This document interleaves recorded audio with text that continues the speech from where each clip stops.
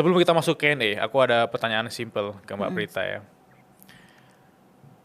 Dari Mbak Prita sendiri, kira-kira ada nggak pengalaman menarik dari klien ya tentang hutang, tentang apapun problem yang mungkin bisa di-share ke kita dan Mbak Prita itu ada solusi yang menarik gitu?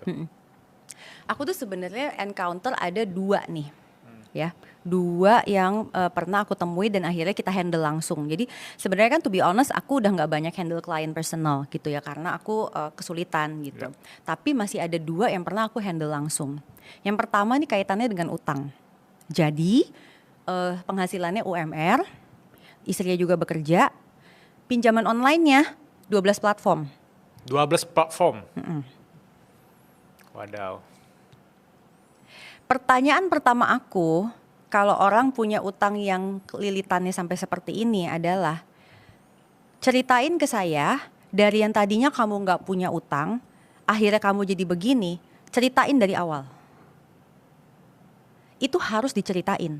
Karena di titik itulah seorang financial consultant akan paham, ini masalahnya kenapa.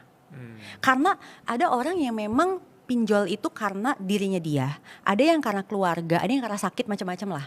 Jadi pada saat dia cerita, kita akan tahu sebenarnya ini kira-kira solusinya yang mana. Nah, akhirnya dia udah cerita, akhirnya ketahuan bahwa gaya hidup. Dia sendiri mengakui kegoda pengen upgrade handphone, padahal nggak mampu.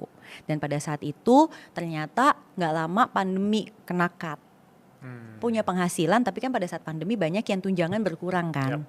Karena tunjangan itu melekat pada kedinasan, sedangkan gaji melekat pada orang. Biasanya gaji nggak dipotong Bilal, tapi kayak misal waktu pandemi nggak ada perjalanan dinas, nggak ada apa, kan tunjangannya berkurang jauh. Jadi kalau orang menghadapi seperti itu pakai tunjangan, pantesan bahaya. Pertanyaan kedua, pasangan kamu gimana?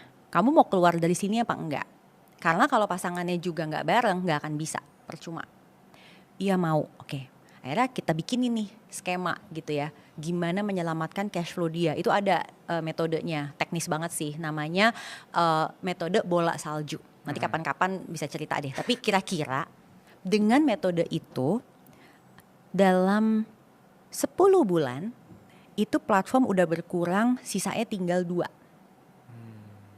Tinggal 2. Dan akhirnya pelan-pelan katanya sih bulan kemarin baru lunas. Setelah berapa tahun? 1,5. Tapi itu memang harus ada effort luar biasa.